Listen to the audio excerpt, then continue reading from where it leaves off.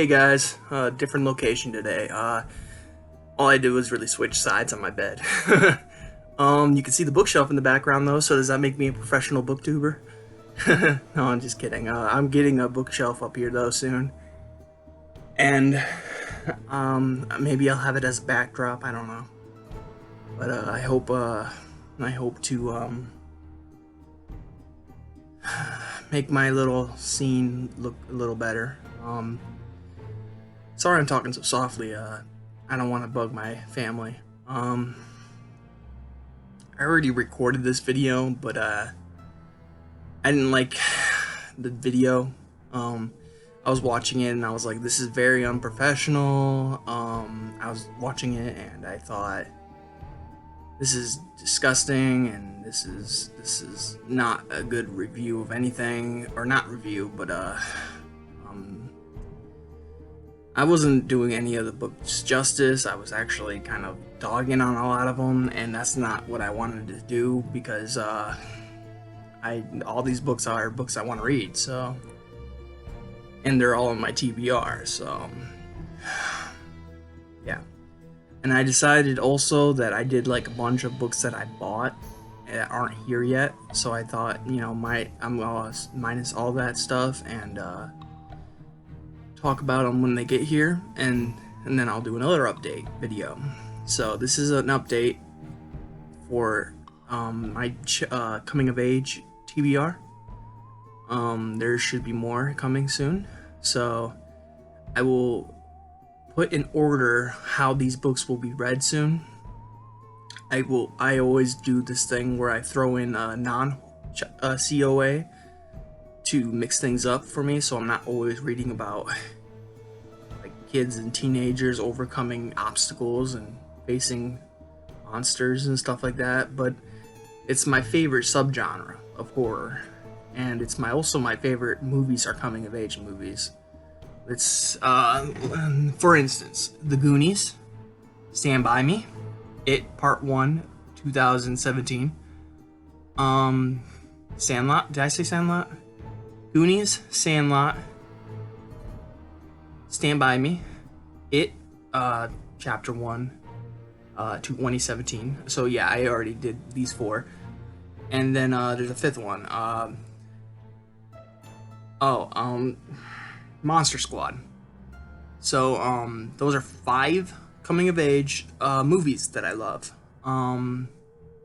Those are the 5 that I can think of too, so that's kind of cool how that worked out to be 5 movies, and that's the only 5 I can really think of. I mean, I've watched more, but I can't recall any. I know Ghoul by Brian Keane was turned into a movie. I would like to watch that. I think it was on Shudder, but I don't have Shudder, so yeah.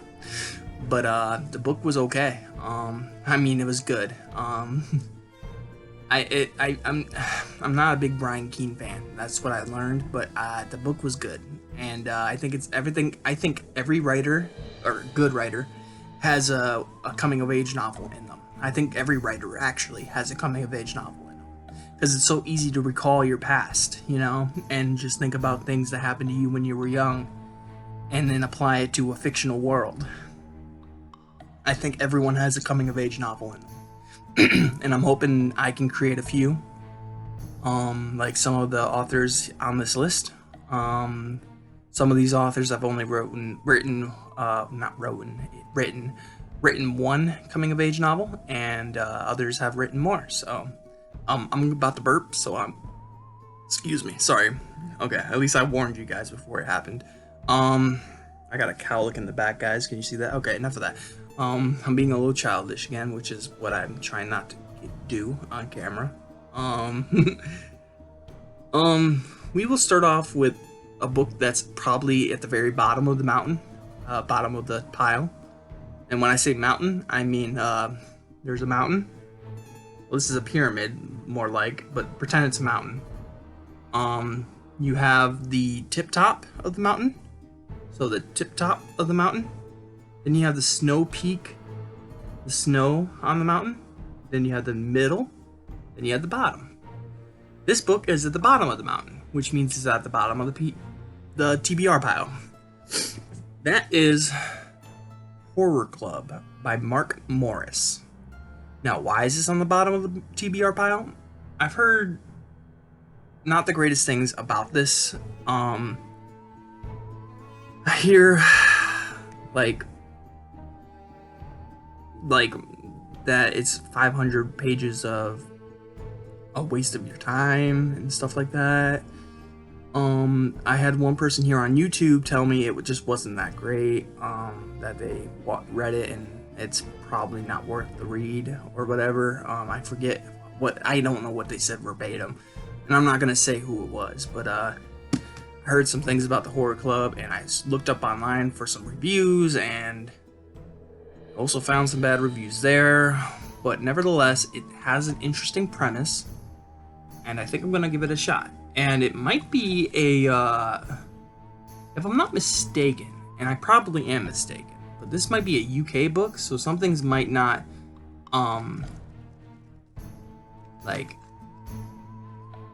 make sense to me since I'm American.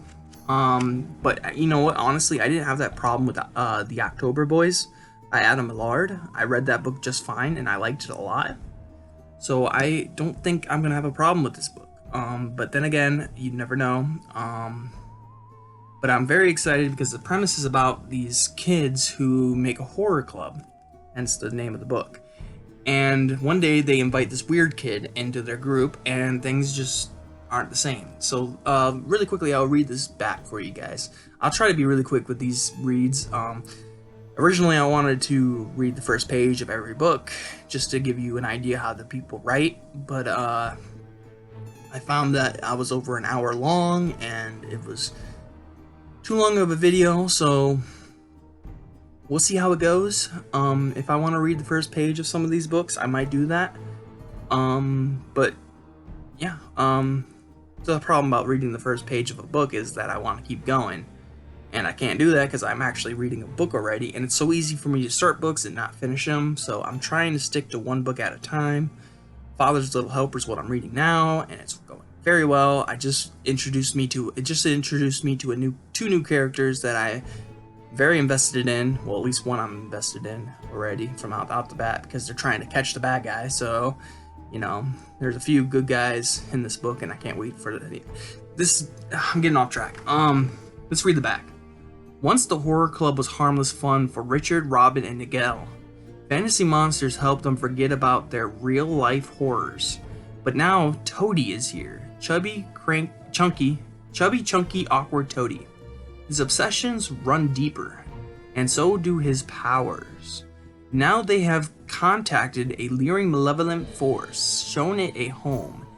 And although they don't realize it, their heart-pounding fear of the tormenting bullies has given the obscene thing a pestilent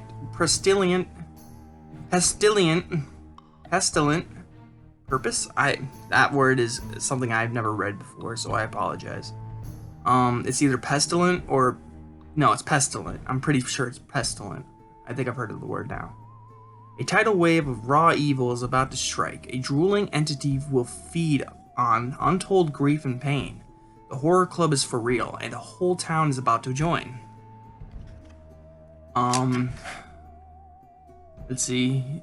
This is like his only book, so I don't know what else Mark Morris has written. This is by Bantam Books, I think. Yeah. So I don't know. If you guys want me to read the first page of each book, just let me know. Or if you just want me to show you the first page, I can show you the first page. Or if you guys are not interested in reading the first page of each book, then, or listening to the first page of each book, let me know. I won't do it in this video, but that might be something I do in new videos. But that's The Horror Club by Mark Morris. It's at the bottom of my TBR pile, but I want to give it a shot, even though people say that it's not that great. Only because coming of age novels have a lot going for them, so, and this one's about a horror club, so that's pretty cool. And the writer was able to write a big chunk, so it can't be all bad, can it? I don't know. we'll figure it out. So next we have a book where I don't know where it is. It's probably in the middle of the mountain or middle of the pile, whatever. If you don't like the analogy, then I'll stop saying it. But that's Christopher Golden's Straight On Until Dawn, or Till Dawn. So what is this book about? Well, let's read the summary, shall we? It is the summer of 1981, the last 3 months of freedom for Kevin Murphy and his friends before they began high school. The last chance to hang at the mall and goof off. And Kevin's last chance to confess his unrequited love for Nicole French. But Nikki has a new boyfriend, a tough 18-year-old named Pete Starling. Kevin knows Pete's no good for Nikki. And now Pete and his gang have taken Nikki away. To rescue her, Kevin and his friends must follow them into a land they were never meant to know about. A life they cannot imagine. A place from which they may never return. That's Straight Till Dawn, or Straight On Till Dawn. Has an interesting quote by Douglas Clegg at the top, if you can read it. It's so blurry, you guys aren't going to be able to read it, but it just says some good things about this book and Christopher Golden. I mean, why would you put some bad quote on your book? I mean, that's something I might do, but this book is in the middle of the pile. It sounds interesting. It's a COA, but it's not something that grips me, you know, from the get-go. I think I read the first page, and how does it go? Yeah, no. It just talks about how he thinks he was indestructible and all this stuff. It starts off in 3 parts, 3 books. It says, and yeah. I'm interested in reading this one, but it's not a book that it might be, if I get to it, it's probably going to be later in the year. 2020, that is. I'm excited to read it. This is I didn't even read the top part. Bram Stoker Award winner and best-selling author of Buffy the Vampire Slayer, Pretty Maids All in a Row, Christopher Golden. Alright, let's move on. I mean, that's probably just above the horror club. But let's get to a book that I'm more recently probably going to read, because it's like a short story / novella. I don't really know the length of the story very well, and I don't know how much how long a novella is. I believe a novella is around like 80 to 180 pages. I'm not really sure though. Correct me if I'm wrong. But novellas are certain lengths. I think novellas are like 30,000 words. So I don't really know how long or what this book is. I'm pretty sure it's a novella. If I'm wrong, let me know in the comments. But Stephen King's Different Seasons holds a story that is legendary for Stephen King. And that is The Body. The Body inspired Stand By Me, which is one of my favorite coming-of-age movies of all time. And I'm actually surprised. I actually recall never reading this story. So, and I mean, I at first I was like, I had to have read the story. But then I was like, I don't even know what, collection it came in from. And then I looked up online, then I looked in my bookshelf, and then realized I own it, so I bought it, and yeah. So this collection has 4 novellas, at least I think it's 4 novellas. The Body being the longest, I believe. It runs from 289 to 436. So that's like 100, I'm not doing any math here, but 180 pages. I'm not doing math, so if I'm wrong, then you can correct me in the comments. But yeah, that's Different Seasons with The Body. This is probably going to be a soon read. It's probably at the top of the peak of the mountain, or top of the pile. I would say this is probably second on the pile. It's gonna be a short read. I mean,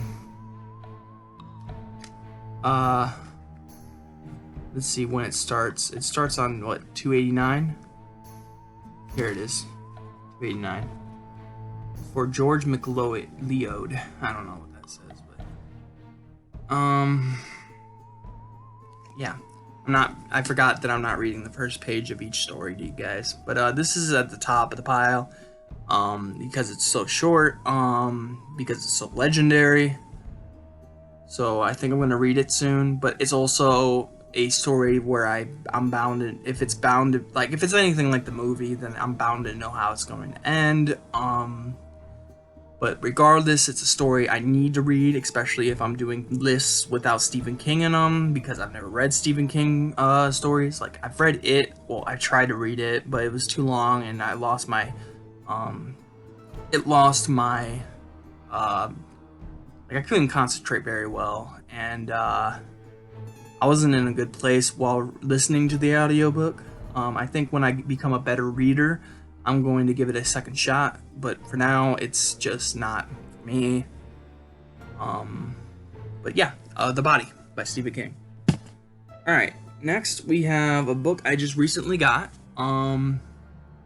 This one sounds very entertaining. But where is it on the pile? It's gotta be in the middle. That's James Newman's Midnight Rain.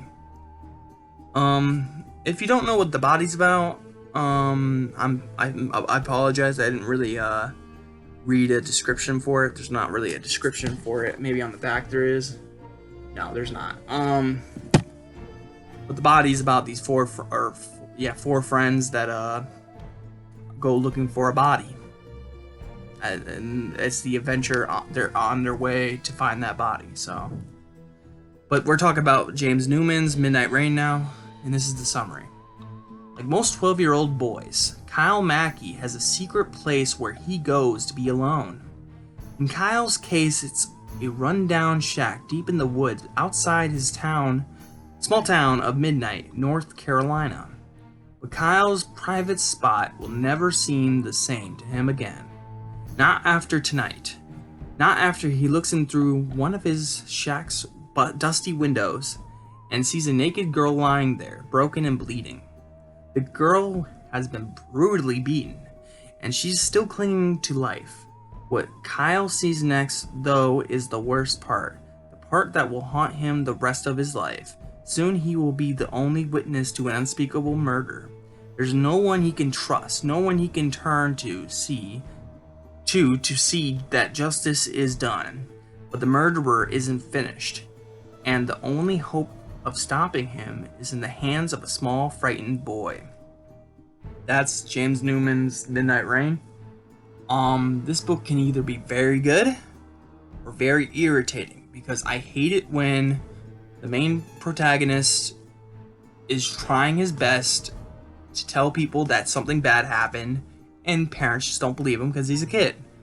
That stuff aggravates me. It didn't happen. I mean, my favorite book is Fear by Ronald Kelly. It's a CoA, and there's a moment where the kid tries to tell the policeman, or not policeman, but the sheriff about this monster, but he won't believe him. Or it's not that he won't believe him, but he just doesn't care really. But people around him do believe him, so it's different. But if this book is like everyone just doesn't believe him and he has nowhere to turn, and that stuff aggravates me, and it makes me not want to read more. But we'll see how this book turns out. It's in the middle of the TBR pile. It just sounds interesting, but again, it could be irritating to read. But we'll see. Next, let's see, what book do I want to grab? Let's grab this one. The Voice of the Night by Dean R. Koontz. This book actually is interesting because, well, the interesting thing about it is I'm not a Dean Koontz fan. I've never read a Dean Koontz book, but there's like the stigma about him that I just that like I just don't feel like I need to read a Dean Koontz book. And when I do read a summary of a Dean Koontz book, it just sounds bland and it doesn't sound fun. And for some reason, I have this there's like the stigma around him that he's tame and he's not really horror. You know, he does write thrillers, but yeah, it's like a food you've never tried before, but you know it's gross and you don't want to try it because you have a strong feeling you're not going to like it. And then there's also people out there saying it's not for everybody, you know? So you're hesitant to try that food. You might like it, but there's a strong chance you won't because people are out there saying it's bad. So that's what Dean Koontz is to me. But this book sounds very interesting. It's a COA, like everything on this TBR update is. Let's just jump in and read the summary. No one could understand why Colin and Roy were best friends. Colin was so shy. Roy was so popular. Colin was nervous around girls. Roy was a ladies' man. Colin was fascinated by Roy, and Roy was fascinated by death. Then one day, Roy asked his timid friend, "You ever killed anything?" And from that moment on, the two were bound together in a game too terrifying to imagine and too irresistible to stop. And literally, before I made this video, I went ahead and read the first page. And in the first page, the first sentence is, "You ever killed anything?" Roy asked. So literally, it just jumps right into it. That's awesome. I'm really looking forward to reading this book. And yeah, there's a train on the cover, which is cool. You can't really see it, but there's a train on the cover. Dean Koontz's font always takes up the pretty pictures, you know. So you got some people there. You got the train. Sounds like a cool story. We'll see. All right, we're almost down to the big books. But first, let's do one more little book. I'm gonna burp again, so I apologize. Close your ears because it's gonna come out eventually, while I'm talking. So I apologize.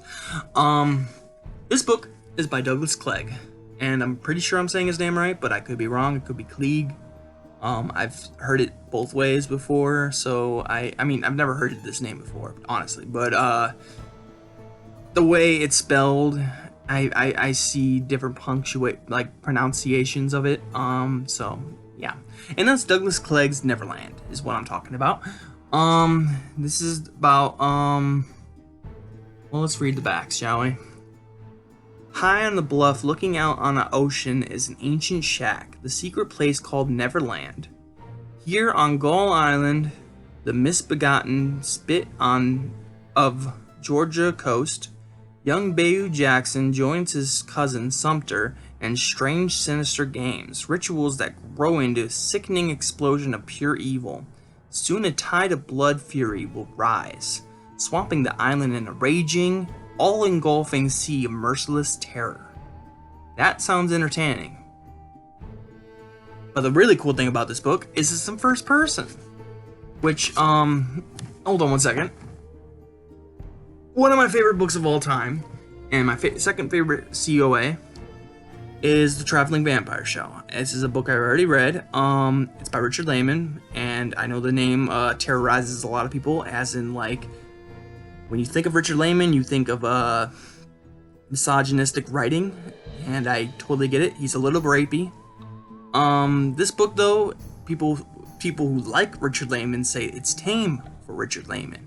So that's one of the things I like about this book, is it's not too much Richard Lehman, but it's enough. It's like the good things about Richard Lehman, and it's a coming of age story. So it's right up my alley. I've read other Richard Lehman stories. I've read Bite. Well, I've read most of Bite. And I've read The Woods Are Dark. And then I read Triage. His story in the Triage. The 3 novellas or 3 stories. And I've come to find that Richard Lehman's writing is not for me. But this book is just amazing. His perversion is in, like, it's written in a teenage mind. It's first person teenage mind. So the perversion makes total sense because teenagers are perverted little things, and yeah, it just makes sense. His perverted writing works very well in this book. Now, his other stories and other books, I can't really. I mean, from what I read, it just doesn't work. It's the same perverted. I don't want to say misogynistic. I said that, but maybe it's not that fitting. But one of the things I really loved about it is the fact that it's a first person. I read and listened to a lot of creepypastas when I was younger, and I kind of still listen to a lot of creepypastas. I read less creepypastas now because I think I've matured as a reader, and now I can read books. I mean, I'm still not great at reading, so I'm still getting there, but I've gotten to the point where I think I can write my own book, so I'm becoming a good reader. I'm not the greatest. I don't see, like, I can tell when someone can write really good. I can also tell when people cannot write good. And I can tell people's styles a little bit.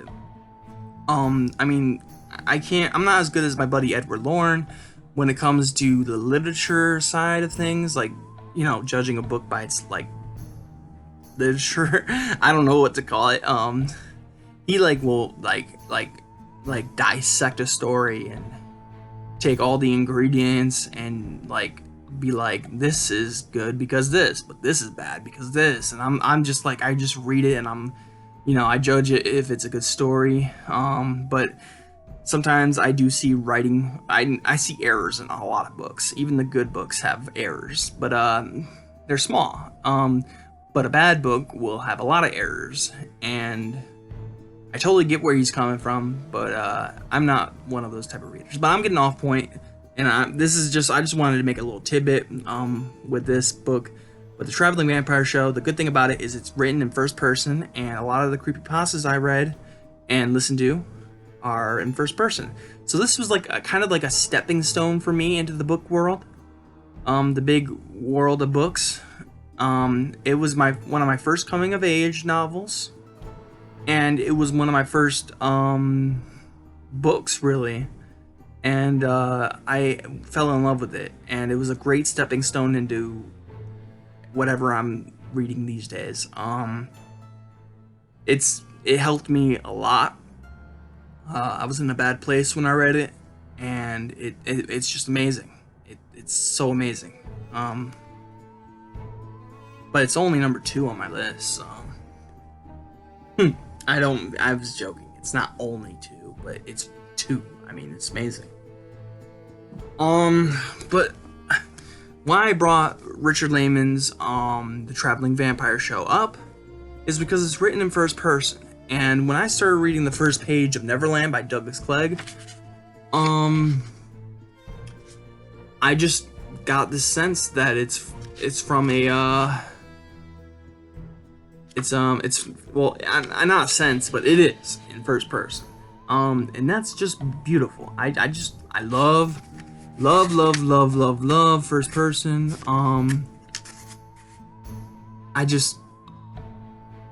I think it's all in first person, at least. Yeah, it's in first person. The whole thing's in first person. If it's not, then correct me if I'm wrong, but I'm pretty sure this is all in first person. Which is great. It's been a while since I read a first person story. I've listened to creepypastas every single night. I go to sleep to them. And I sometimes get some ideas from stuff. Like, I listen to what someone does, and I think that's a pretty good idea, but it could be longer, you know? And then I take the littlest part about the story, and I try to expand it into something, and usually it never comes to fruition, but sometimes it does. Then I make a short story. I know, I make a short story out of a short story, but, you know, it's whatever. Sometimes I want to make an anthill out of a small molehill. That made no sense because molehills are bigger than anthills. I don't know what the saying is. I'm really getting away from what I'm trying to say. Neverland is in first person, and I think I already read the back for you guys. I did. It's really good. Or I haven't read it yet, but I'm pretty sure it's really good. This is probably a spoiler for another video I'm gonna be making, a book haul / update for coming of age update. But I'm getting another Douglas Clegg book, and that one is called Coming of Age, three dark novellas. And that one probably is at the top of my list to read, so as soon as it gets here, and as soon as I finish Father's Little Helper, it's probably the next book I'm going to read. But Neverland by Douglas Clegg is a book that I really want to read. It's in first person, so it's right up my alley. This might make the top 5. I have a good feeling about it. Oh, I forgot to say the Neverland joke about Michael Jackson, but I've said it about 3 or 4 times, so I'm not going to go that route. Good book, I think. We'll see. Alright, next we have 3 more books, and this book is by J.P. Willey, and for all I know, this is his only book. He might have more, but I don't know. Sorry, I don't know what that noise was. If you heard it, then my bad. J.P. Willey's Blood in the Woods is well, from what I gather, it's about it's 80 or 90% true story and 10% or 20% fiction. So that kind of makes me a little weary to read it. But what makes me really want to read it is the fact that a fellow YouTuber on YouTube really enjoyed this book, and he even said that it gave him nightmares. And the person I'm talking about is Are You Into Horror? By the way, check his channel out. He's amazing. But let's continue on with this. Let me read the summary for you. It's a pretty long one, so strap yourselves in. For Jody, growing up in the late 80s and early 90s in a small Louisiana town of Hammond with his best friend Jack was filled with wonderful childhood memories. Time spent playing in the woods, shooting pellet guns, blowing up mailboxes, fighting at school, and upon the dawning of interest in the fairer sex, their carefree lives typical of kids with few responsibilities and no worries beyond the next pop quiz or getting to second base. As they grow older together and experience the joys and pains of life, love, family, and friendship, they uncover a grim secret that their hometown has kept. And through little more than an innocent, idle curiosity, Jody and Jack stumble upon something horrific in the woods, and their lives quickly take a most sinister and dangerous turn as they find themselves hunted by an unspeakable evil. This is by Hellbound Books. Oh, that's cool. This is something I bought merely because I saw Are You Into Horror review it, and then I saw Cameron Chaney review it, and both of those guys I trust heavily. They both are great, by the way. Go check on their channels. As soon as Are You Into Horror said that this book gave him nightmares, I knew I had to get it. Cover's sweet. The premise is good. It's about someone's life, so that's pretty crazy. I don't know if it's in first or third person. I can really quickly check that out. Embark on it has taken over several years to reach publication after countless rejections from library agencies and publishing companies. Blood in the Woods has finally made it into the hands of avid readers like you.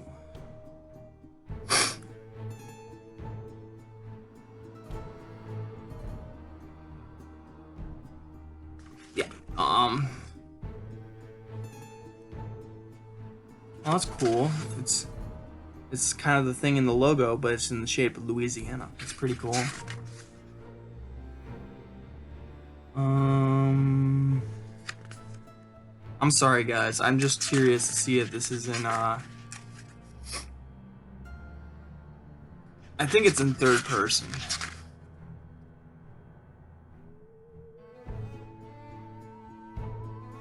Oh, well, now that's in first person. Okay, I don't know if this is in first or third person, so I apologize. But, great book. I bet. I hear good things about it, at least. So, I'm hoping that it's a good book.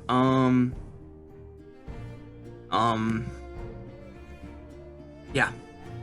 Like I said, go check out Cameron Chaney. You probably already have if you like this channel.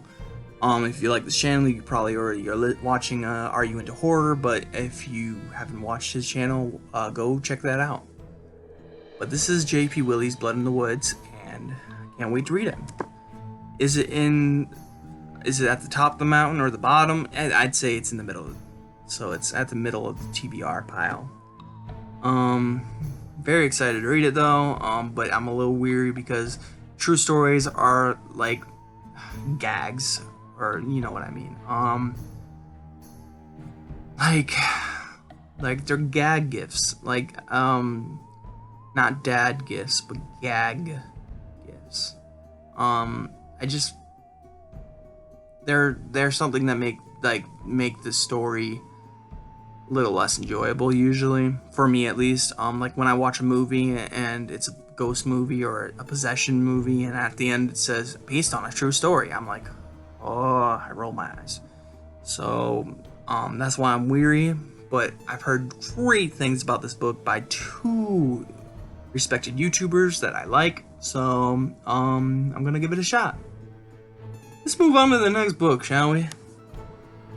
Now, the next book is by Stephen Graham Jones, and I know I keep saying this, but there's some things I'm looking forward to, and there's some things that I'm also a little hesitant about. First thing is that Stephen Graham Jones is coming out with a new book next year. I don't know when. I didn't do any research, but it has a deer on the cover. I think it's something like Where Good Indians Are or something like that. I don't know. I can really quickly check for you guys. But it has a deer on the cover, and the cover's beautiful. Damn it. Sorry. Grahm. No, that's not how you spell it. Whoops. Well, it will get me what I want anyways. I spelled his whole name wrong. Oh, I missed an A in Graham. I spelled everything else right. The Only Good Indians, a novel by Stephen Graham Jones. This book I'm looking forward to. It comes out May 19, 2020. 4 American Indian men, which I never know whether to call people American Indian or Native American. So I feel a little weird saying American Indian, but at the same time, it's written by a Native American, so it's like, I don't know what to say. 4 American Indian men from the Blackfeet Nation, who were childhood friends, find themselves in a desperate struggle for their lives against the entity that wants to exact revenge upon them for what they did during an elk hunt 10 years earlier by killing them, their families, and friends. So that sounds very interesting to me. I can't wait when it comes out. I want to pre-order it, but I'm a little weary. I'll talk about books that I want in another video. There's really only like 2 or 3 books that I'm really looking forward to. Stephen Graham Jones' book is one, but I haven't even read a book by the dude. So this book is probably going to be my first Stephen Graham Jones book. It's a coming-of-age book, and I'm very excited about it. I'm pretty sure it's written in third person. Actually, I just saw me. I don't know if it was in quotations, but ready, Darren said. Then to me, you can't wait out here. Da-da-da-da. Livy said, pushed the door open, blah, blah, blah. She's trying. I knew. Okay, so this is in first person. So that's brilliant. I love first person. Like I was talking about before with Neverland and the Traveling Vampire Show. First person is just amazing. So this is a first person narrative. So that's really cool. The cover's pretty cool, even though it's yellow. I'm just kidding. I dog on yellow. Yellow's not my favorite color. It just makes me hungry. I don't know why. It reminds me of mustard. But the wolf's cool. And I don't know if the silhouette guy, and if the telephone wires, I don't know if any of that has to do with the story. Probably does. They probably travel in a semi truck for all I know. Let's read what this book's about. I don't know if it's not on the back, so I gotta read the inside flap. He's written a lot though. Let's see. He was born an outsider, like the rest of his family, poor yet resilient. He lives in the shadows with his Aunt Libby and Uncle Darren. Oh, by the way, in my book, I still need to name my aunt or aunt. Right now she's just known as Roy's aunt. So, if you have any good female names, I'm all open, all ears. I'm just kidding, guys. I think I got it all under control. I'm sorry, I lost my place. And Uncle Darren, folk who stubbornly make their way in a society that does not understand or want them. They are mongrels, mixed blood, neither this nor that. The boy at the center of mongrels must decide if he belongs on the road with his aunt and uncle, or if he fits with the people on the other side of the tracks. For 10 years, he and his family have lived a life of late-night exits and narrow escapes, always on the move across the South to stay one step ahead of the law. But the time is drawing near when Darren and Libby will finally know if their nephew is like them or not, and the close calls they've been running from for so long are catching up fast now. Everything is about to change. So, it goes from past to present, alternates between past and present, and an unforgettable portrait about a boy trying to understand his family and his place in the complex, unforgiving world. It sounds like a good story. The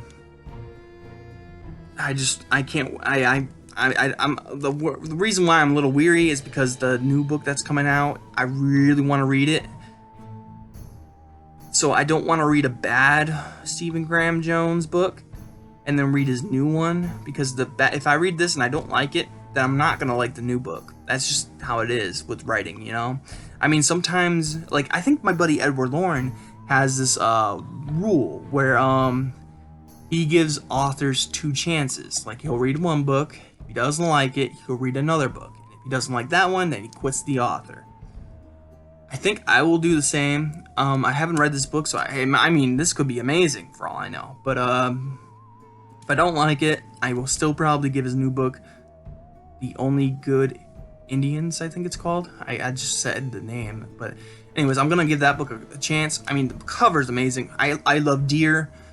I'm not a hunter or anything like that. I'm quite the opposite. I'm a pacifist, so I don't really like killing or fighting. I'm not a vegetarian, don't get me wrong. I love meat. I just don't like to kill things, you know.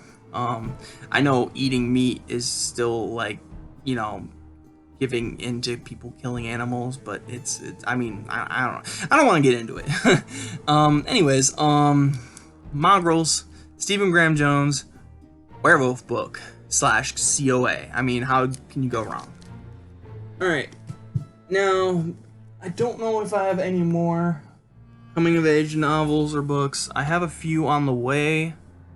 I'll do a video when they arrive, then I'll give you my order of operations, which books are ahead of each other in the TBR. Maybe I'll even make an image, like giving you a bracket or something.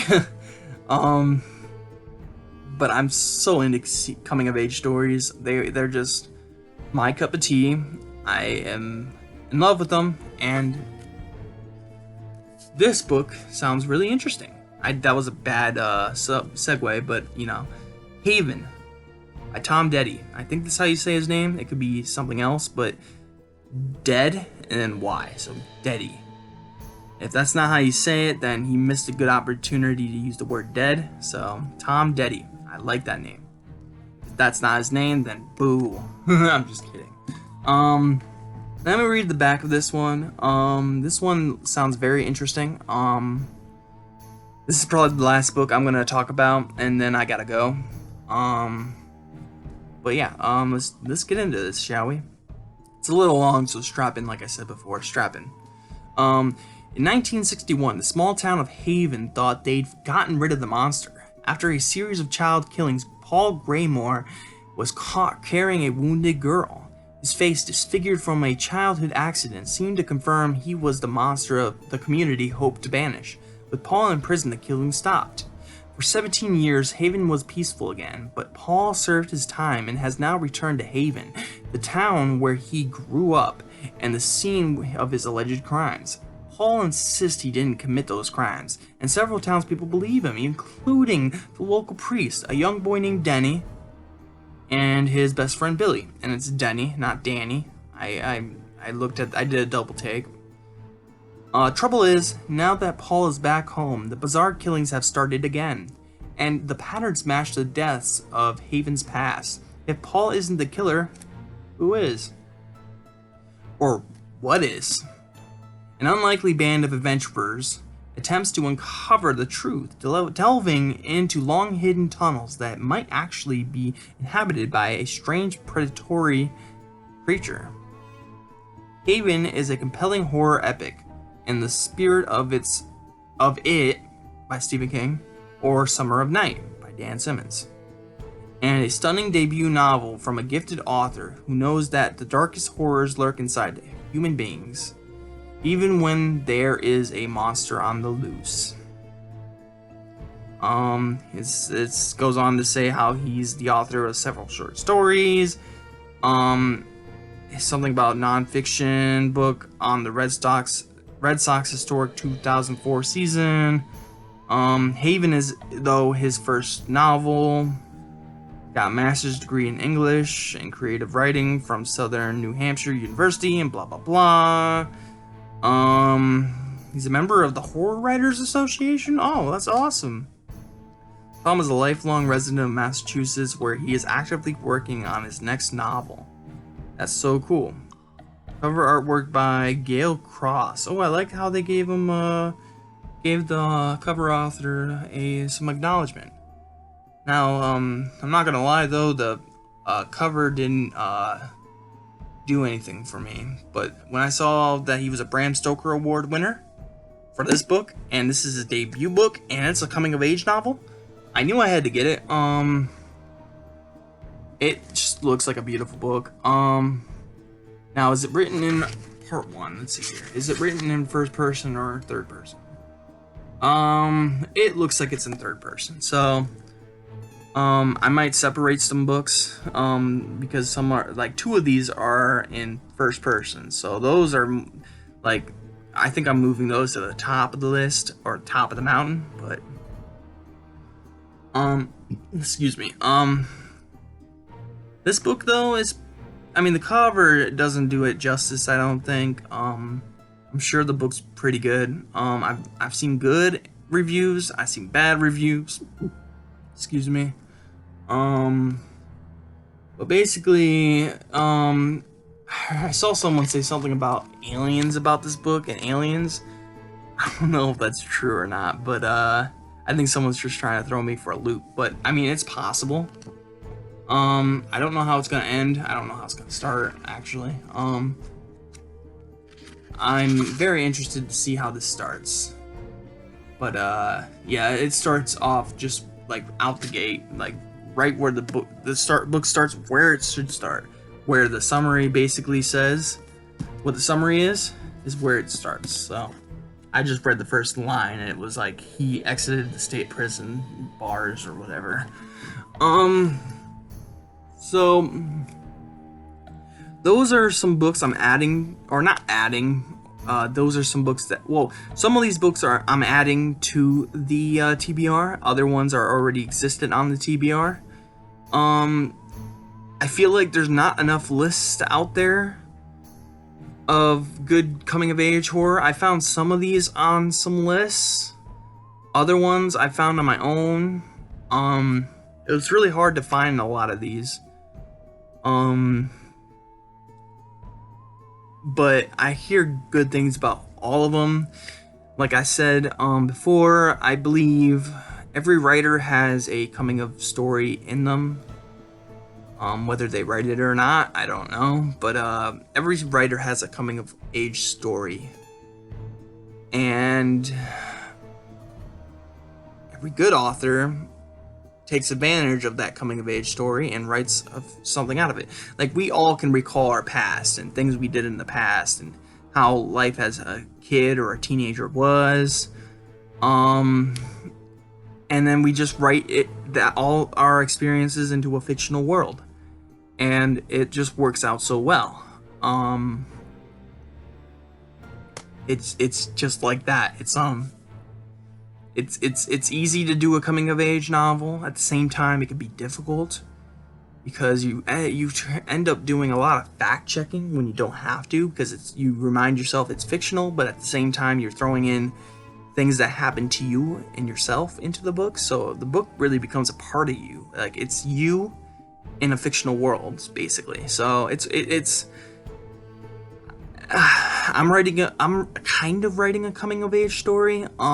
It's about two boys, and one of them gets, well, I don't really want to spoil it for you. It's about two boys and a telepathic deer, ultimately.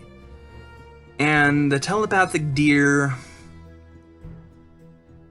I'm not gonna give anything away. It's about two boys that get bullied a lot and a telepathic deer. That's my story. Literally, I think that will be my summary. I don't want to give anything away about this book. I'm going to send it to a lot of people, and I'm hoping to get, if it's good, to get some good feedback, and maybe I'll get a quote or two from someone that being like, this is an okay book. And I'll slap that thing on my back of my book. Be like, boom. This person says it's okay. Because that's probably the best I'm gonna get. If I'm being honest, I'm not like Tom Detty. I'm not a graduate of English and creative writing. I'm just a kid that has a dream, and I hope one day to write a book and prove all the doctors wrong. That they said I wouldn't be able to read, write, tie my shoes, graduate. And I'm proving them wrong. I'm reading, I'm writing, I just graduated my GED. I got my GED, so I graduated technically, and that's something they said I'd never do. And from my knowledge, I think I can tie my shoes. So I'm doing everything the doctors told me I wouldn't be able to do. But I don't think I'm a success at writing until I have either published a short story into an anthology, or I have published a book. Whether that be from a publisher or self-published, I don't know. I don't know what will count. I don't even know if I want to send it to a publisher, because in all honesty, I feel like I'm doing all the work, because I'm going out and getting it edited. I'm going out and buying the cover. The only thing I would need an editor, or not an editor, I also found a formatter, so when I'm done, I have someone to format it into Kindle version and into a book. So, but the only reason why I would need a publisher is for marketing, because I don't know how to market. I know how to post things to Books of Horror. I know how to post things to other sites. I'm thinking about hiring I don't want to call him my buddy, because it's someone that I purchased covers from him, and he's amazing. But he also does like book trailers, like he'll animate stuff, and it's really talented. I'm thinking about hiring him and paying him to make a trailer for my book, and that will help market it. I need to learn more about marketing, but I'm gonna try self-publish, basically, is what I'm trying to get at. As for short story, I would love to get my short story in an anthology. I would really feel like I made it if I did that, but I've been declined and given declined notices, letters, just, informing me that I didn't make it to the book. Sometimes they never contact me, and they just release the book without my knowledge of them ever, using my story or not. And then I figured out they didn't. So, because they never contacted me. So, but enough of the self-loathing. These are books in my coming of age TBR.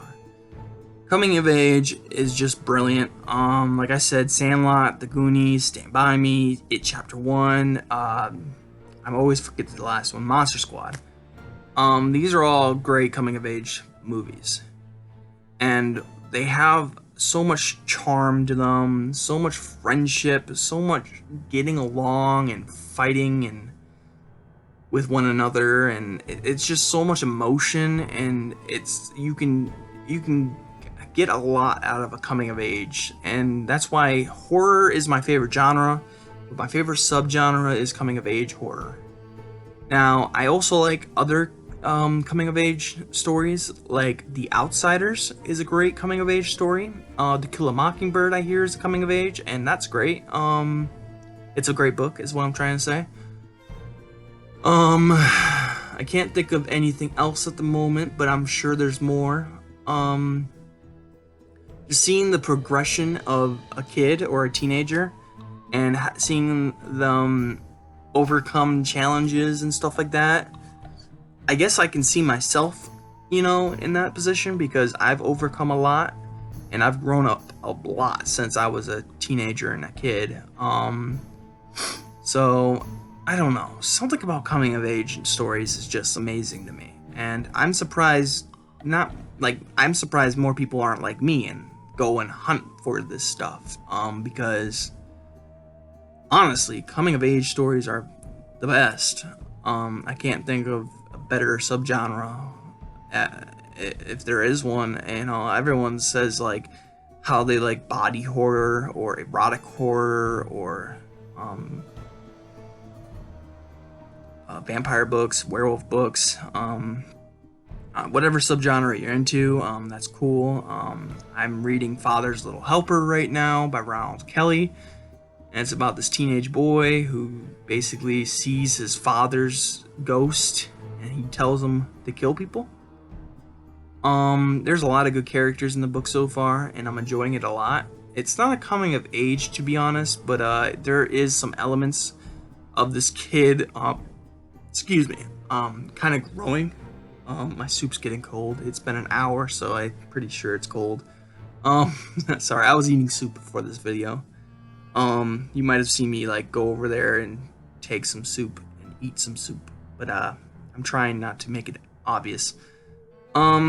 This is an hour-long video. You guys don't want to be here for an hour. But I made you. Haha. If you want to know about my TBR, so there you go. I obviously am going to mix things into this TBR. I'm gonna throw in a book here and a book there, because reading constant COAs can burn you out, and I don't want to burn myself out and not like the genre. So I'm going to throw in a book here and there, and that's kind of what I did with the past two books. What was the book I read before this one? Hold on one second. Actually, I think the last book I read was Fear by Ronald Kelly, if I'm not wrong. I mean, I'm probably wrong, but let's go to my books on Goodreads. This is how I figure out what I have read. Let's see. I wish I knew how to go to my 2019 reads and see the dates to everything I read. Date read. Come on. There we go. Yeah. My last book was a coming-of-age novel, which was Ronald Kelly's Fear. Before that, I took a little break. Actually, I took a big break from the coming-of-age stories. I read, okay, here we go. Coming of age stories. Alright, so I started with The Traveling Vampire Show, which was my third book of the year. I started reading in May, it looks like. No, wait, hold on, that's not right. Let's do 50 show 50. I think I've only read 59 books, so I didn't read that book. How did I give it 3 stars? Oh well, whatever. I read The Exorcist. I read some Darcy Coates books. These are just books I read. Not really necessarily in order. Alright, so let's see if I can find a coming of age book. I'm gonna have to go soon, but okay, well, the first coming of age book where I started my coming of age TBR, and then I got away from it for a little while, but I read The Traveling Vampire Show, which was my first coming of age book ever. And I enjoyed it. It's the second favorite TBR, sorry, I'm thinking of 2 things at once. It's the second favorite coming of age novel, horror novel I've ever read, and it's my favorite. Did I say it was my first, and it's my second favorite of all time, so CoA that is. Then I went along and listened to a few books. I listened to The Store, The Woods Are Dark, The Ruins, Manitou, Flashpoint I read.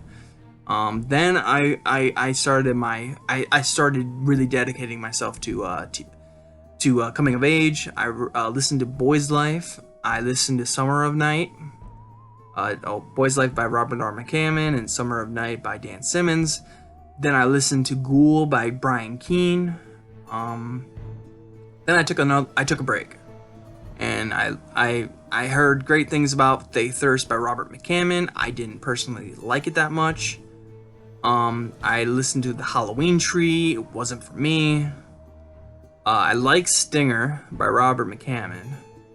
But then I went back. It was Halloween, it was October, and it looks like it was October 17th. I started reading The October Boys. I think I have the book somewhere here. Yeah, I do. I'm not gonna pull it out. I read The October Boys by Adam Millard, and if I'm not wrong, or if I'm not mistaken, it's number 4 on my top 5 COAs. Then I took a break again. I listened to Usher's Passing. Didn't care for it. 5-star book right here, collection, is Mr. Glowbones and Other Halloween Tales by Ronald Kelly. Then I read The Hellbound Heart and Korean Road by Clive Barker and Brian Scott.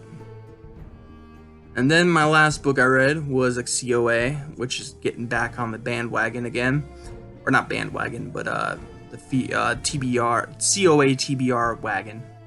I don't know. And that's Fear by Ronald Kelly, and it was amazing. It took me a little while to read because I started it like in July. Then I took a break from it, read a bunch of books, and then I finished it in September, it looks like.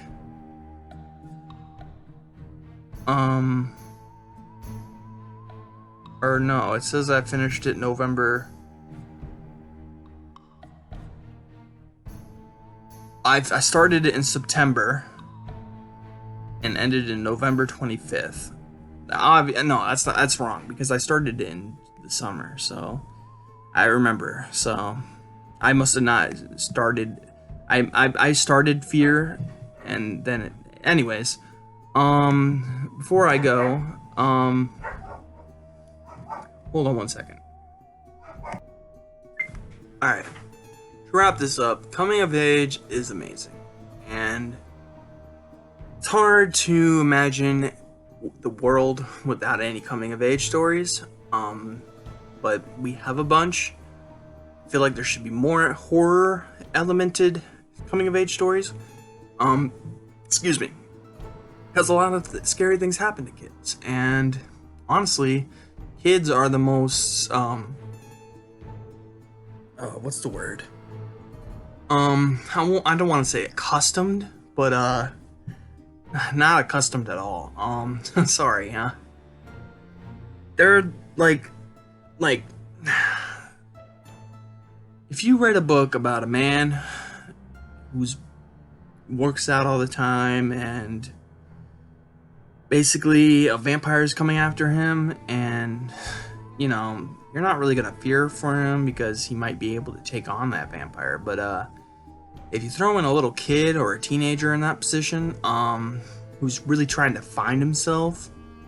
You get a story within a story, and it's so much fun to read. You have just so many elements to a coming of age story, and then you throw in the horror element. It's just two things that go really well together, like science fiction and horror. So coming of age and horror just go together very well, and it always makes a really good story. It could be a horrible author, and they'll make a coming of age novel, and it will be good. It's just, well, in my opinion, coming of age is just so fun, and I feel like in the horror community, at least, it's underdone. I mean, maybe that's just me wishing there was more out there, more coming of age novels, horror novels. But I really feel like I think, like I said, every writer has one horror story or one coming of age story in them. Combine those two, and you get, one horrifying coming of age story. I think every author can write a coming of age novel, because you just take yourself and put yourself into that book. Wabamo, you have it. You have the King, Mr. King, Stephen King, and he wrote It and The Body, and he also wrote Dreamcatcher, but we don't talk about that. I never read it. I read It. I never read Dreamcatcher. I haven't read The Body yet, but The Body is on my list, as you saw earlier.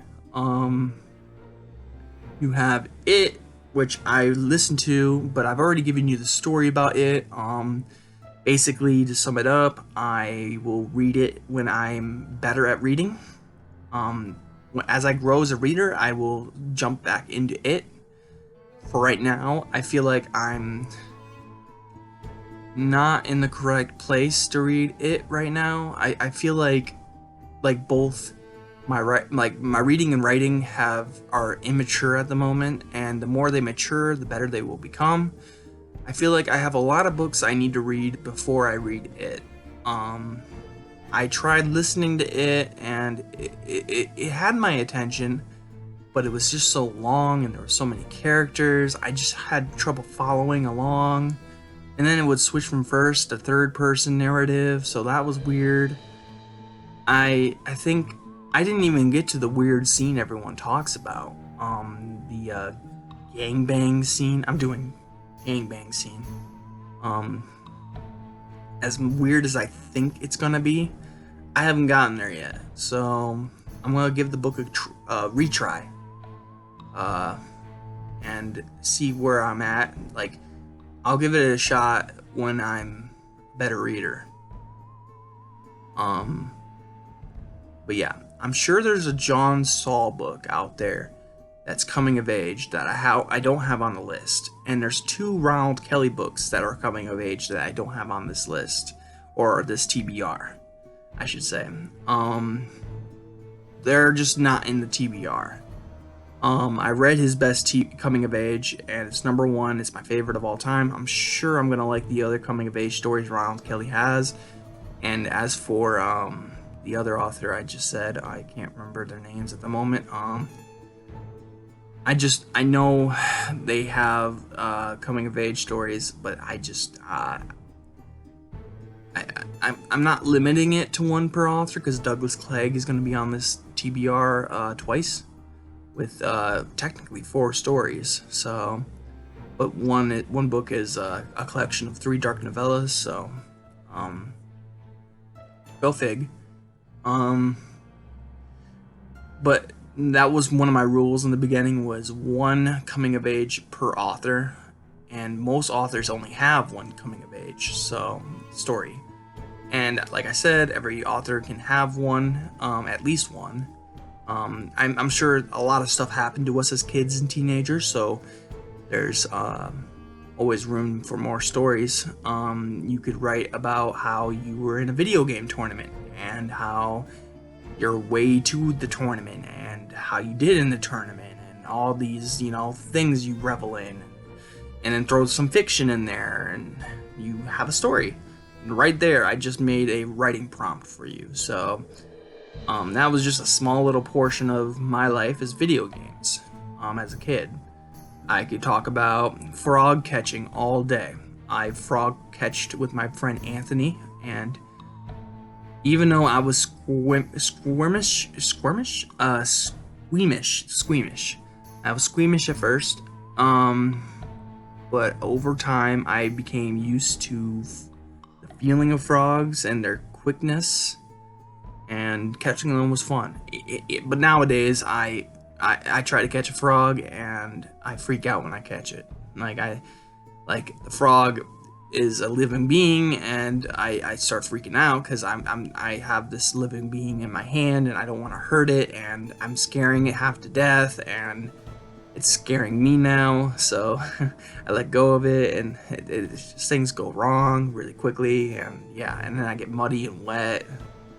So I don't really frog catch anymore, but it was a big deal when I was a kid. We'd wear we'd wear some crappy shoes with no socks on, and then when we needed to, we'd take the shoes off and jump into the water. Frog catching was a lot of fun. We'd have a big bucket where the frogs could jump out of it, but it was tall enough for the frogs so they couldn't jump out of it. That's what I'm trying to say. Not that they could. But I could took that one little memory and I can make a monster story out of it. Say we go frog catching one day, me and my friend Anthony have a fight, and we split up, and I find myself alone catching frogs, and a monster comes, and boom, I have a story there. Just, take a memory, throw in some fiction, and boom, you have a story. So, coming of age is pretty easy. Now, making a good story, though, is hard. So making that coming of age story good is hard. But writing a coming of age is easy. Making a good coming of age story is hard. That's the difference. Like I said, every author has a coming of age story in them. It just depends whether or not they want to write it. Excuse me. There's a lot of horror authors that I think can do coming of age really easily, but they haven't yet. For instance, I can't think of an author at the top of my head that I've read. I know there's a lot of authors on books of horror that are pretty good. I haven't read them, but I hear they're pretty good. That haven't written coming of age stories yet, and it blows my mind because that would be the first book I write is a coming of age, or at least something that resembles a coming of age. But there's a lot of technicals and things. Like some people say, in order for it to be a coming of age novel, it has to have certain things. Like they have to have an obstacle that makes them grow up real quick, and they face grown-up problems and stuff like that, and finding themselves and blah blah blah. To me, you just take a memory from your childhood and you throw in some fiction, and whammo. It's not hard. I made a really good short story that I'm trying to convert into a third-person narrative, but it's a first-person narrative. Maybe I will link it. I keep saying I'm gonna link stuff, but then I forget to do it. My first-person narrative story is about a memory I had, and then I just threw in some fiction, and it's called Portal in the Woods by Nicholas Gray. And if you look it up, it's pretty good, actually. I don't mean to gloat, but yeah, it's pretty good. And then I wrote Trick or Treat, which is about these three kids who are going trick-or-treating, trunk or treating, which is lame, and they say it's lame in the book or story, and stuff happens. I converted both of those stories into third person, and I put them in my short story collection, which is coming out next year sometime. But I really want to write a book before I release a collection, because my friend said collections are basically for authors who are about to release a novel and they want attention for their novel, so they release a collection. That's what my friend said. I'm not saying who they are, but that's their opinion on it. And when I heard that opinion, I felt bad because I was about to release a collection of short stories without releasing a novel. So now I'm working really hard to write a novel, and I'm almost done with the first. Well, I'm done with half of the rough draft. There's another half to write, and I'm at like 33,000 words, and it's going well, but like I said, it's really hard writing ideas. I have a lot of ideas, I just don't know how to make them come next. You know what I mean? Like having everything connect in just one smooth wave is like really hard. I have a lot of good scenes, like, well, I don't want to ruin anything, but I have some good scenes. Like the cover I have. I've shown you guys my cover for my book. Really good cover. I'm very proud of it, so I will show it off anytime I can. So if the video stops and then you see a picture, it's because I got excited and had to show you guys. Yeah. Anyways, my point is, coming of age is great. It's amazing. We all like to not revel in the past, but well, yeah, I guess, yeah, revel in the past. We like to think about our past and how we were as kids. Kids are the future, and you know, it's just fun to read about kids. They do funny stuff, and friendships are real when you're kids, and these situations you get into are wild, and it's really awesome seeing them grow up as you read, like right before your very own eyes. So coming of age is just something very special to me, and it's why I love coming of age, is because I myself love to read what it was like to be a child. I had a weird circumstance. Like, when I read The Traveling Vampire Show, I felt like a teenager. Like, I got to feel the teenage experience without having it. Because I moved around a lot as a teenager, so I never was able to stay in one place. So I didn't have a lot of the, you know, teenage angst and all the stuff teenagers have. I had a weird life as a teenager, so reading about teenagers doing teenage stuff, and it was great to read. I got to experience something I never really experienced, and it was fun. It was a lot of fun, and that's what I feel like rediscovering, or discovering, I should say, discovering people's, well, not people's, but fictional people's, like childhood memories is fun. Everyone's experienced different things. Like, I play video games. I frog catched, or caught. I caught frogs is what I'm trying to say. I have a story about how my brother caught a snake and he caught a mole. Really cool stuff. I have pictures of the mole and snake. As a kid, I remember distinctly, it's a memory that I have, and I don't quite know why I remember it so well. I just know it so well. And I was riding my bike. I was racing some neighborhood kids, riding my bike. I was proving my bike was the fastest, and I kept going, and the other kids broke off for some reason. I think they just decided they got bored.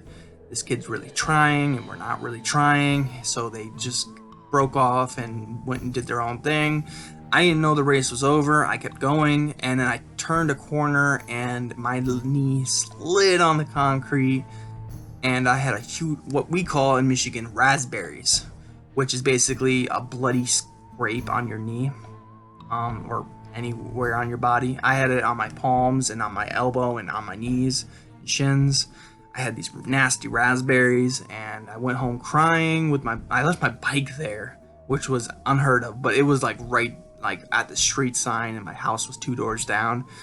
But it's unheard of for a kid to leave your bike anywhere.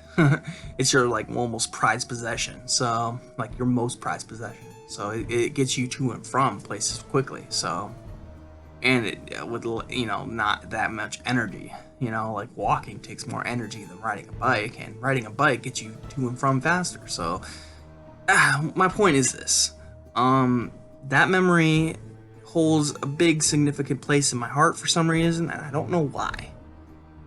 And it's a memory from my childhood, and I could totally make a fictional story out of it. It's just so much fun to just remember how it was like being a kid or a teenager. And that's something I love about books, is they remind me, or they bring out things that I never got to experience. So they remind me of experiences, or they show me experiences I never had. And I love them. I love coming of age novels and short stories or novellas. Like The Body or these new Douglas Clegg things I'm about to order. This is a quick update. Well, I say quick now, but it's not quick at all. It's over an hour long. It's like an hour and 30 minutes. Probably my longest video I've ever made. So, but this is a coming of age TBR update. I hope you guys enjoyed. Hope you guys have a spooky night. I will see you in the next video. Bye, guys. Now I am become death, the destroyer